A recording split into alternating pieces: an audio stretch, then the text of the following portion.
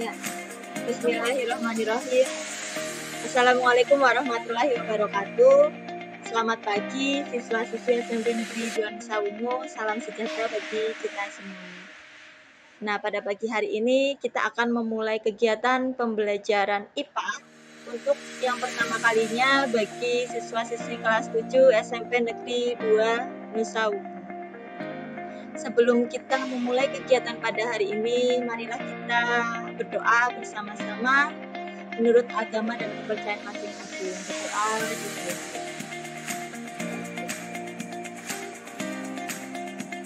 Berdoa selesai. Nah, pada pagi hari ini kita akan memasuki bab pertama untuk kegiatan pembelajaran IPA kelas 7. Bab pertama adalah objek IPA dan pengamatannya. Jadi sebelum kita memasuki materi IPA yang lebih dalam, kita harus paham betul tentang pembelajaran IPA. Apa sih itu IPA? Kemudian nanti kegunaan IPA itu apa? Kemudian komponen pembelajaran atau cabang ilmu di dalam IPA itu apa saja, kita harus tahu. Tujuan pembelajaran hari ini adalah peserta didik dapat mengaplikasikan proses penyelidikan IPA dengan tepat. Kemudian yang kedua, peserta didik dapat menjelaskan manfaat mempelajari IPA dengan tepat. Nah, di bagian pertama ini adalah pengertian IPA. IPA adalah ilmu yang mempelajari segala sesuatu yang berada di sekitar kita, baik yang hidup maupun yang mati. Kemudian, di dalam menemukan konsep-konsep IPA, maka para ilmuwan melakukan kegiatan penyelidikan yang disebut observasi atau pengamatan. IPA berkembang melalui proses penelitian yang dilakukan oleh ilmuwan. Penelitian yang dilakukan ilmuwan harus melalui langkah-langkah yang terencana, sistematis, untuk memperoleh informasi yang dapat dipertanggungjawabkan secara ilmiah. Jadi nanti dalam mempelajari IPA, kalian akan berperan sebagai ilmuwan, ya, untuk menemukan sesuatu di sekitar kita. Kemudian penyelidikan IPA. Adapun langkah-langkah dalam penyelidikan IPA, yang pertama adalah melakukan pengamatan. Pengamatan itu adalah kegiatan menggunakan panca indera, termasuk melakukan pengukuran dengan alat ukur yang sesuai. Pengamatan ini dilakukan untuk mengumpulkan data dan informasi. Jadi kita harus menggunakan panca indera kita, ada mata, terus kemudian ada telinga, ada kulit untuk meraba, kemudian ada hidung untuk pembau, ya, kemudian ada mulut atau lidah untuk merasa. Itu panca indera kita. Kemudian contoh data hasil pengamatan. Ada hasil observasi yang salah dan hasil observasi yang benar. Yang salah bisa dilihat dalam paparan ini. Misalkan daun itu panjang sekali. Nah, panjangnya seberapa? Itu kan tidak jelas, ya. Kita bisa menggunakan alat ukur seperti penggaris misalkan untuk mengukur panjang daun itu secara tepat. Yang benar adalah daun itu panjangnya 15 cm. Itu contohnya. Kemudian yang observasi yang salah berikutnya contohnya adalah warna buahnya menarik. Nah, itu kurang tepat karena tidak spesifik, kurang spesifik. Yang benar adalah warna buahnya berwarna jelas, ya, merah kekuningan. Kemudian ada yang salah lagi, ada batangnya besar. Itu harusnya kita bisa menggunakan alat ukur seperti meteran, ya, untuk mengukur diameter batang secara jelas. Jadi yang betul adalah garis tengah batangnya 50 cm. Itu sebagai contoh.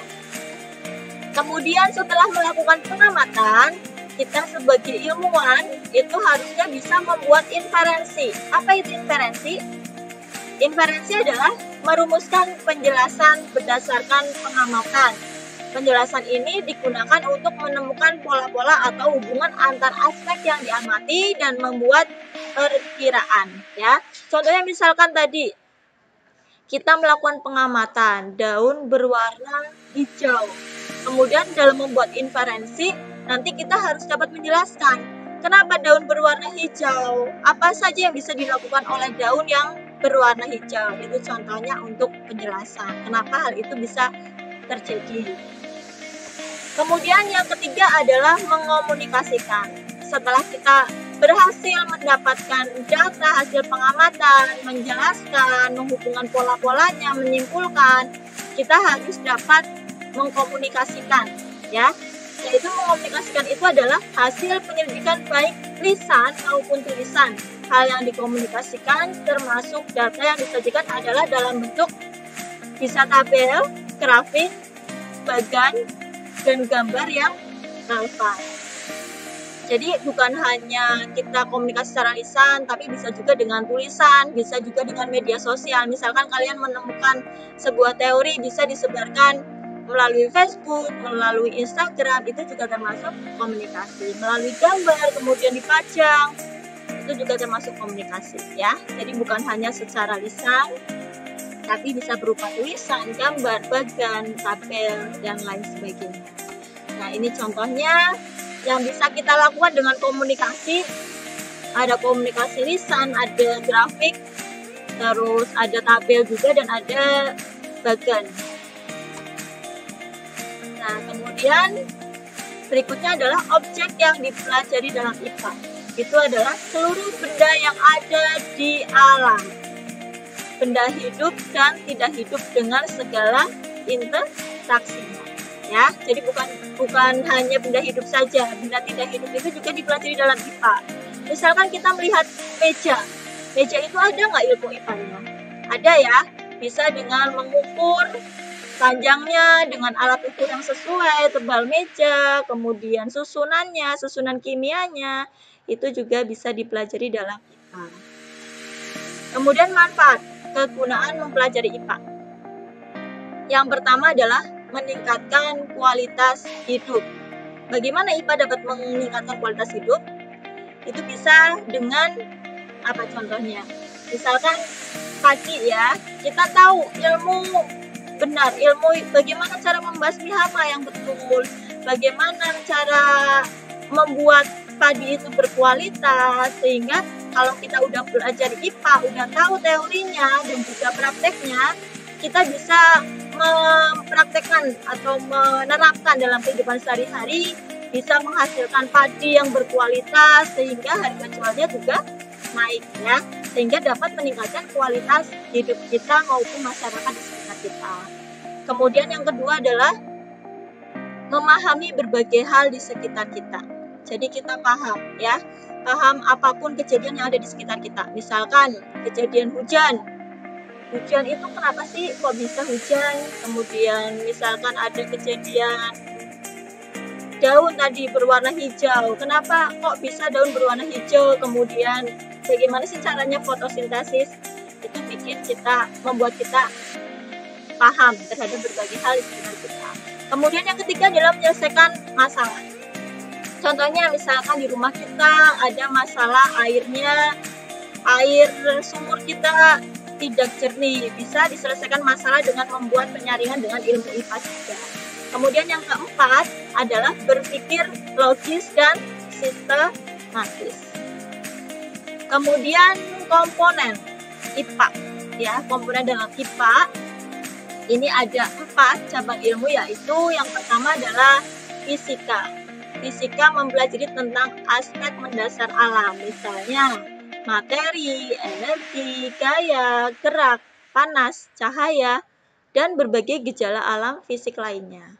Kemudian yang kedua adalah kimia, yang meliputi penyelidikan tentang penyusun dan perubahan zat, ya. Misalkan mencair, menyublim, ada membeku, itu juga termasuk dalam cabang ilmu kimia. Kemudian susunan udara, susunan tanah, itu juga termasuk kimia. Kemudian yang ketiga adalah biologi. Biologi adalah ilmu yang mempelajari tentang sistem kehidupan, mulai dari ukuran renik sampai dengan lingkungan yang sangat luas, ya. Jadi semua benda yang hidup itu nanti akan dipelajari dengan ilmu biologi, dari bakteri, ya, kemudian ada protista, nanti ada tumbuhan, manusia, hewan, itu semuanya dipelajari dalam ilmu biologi.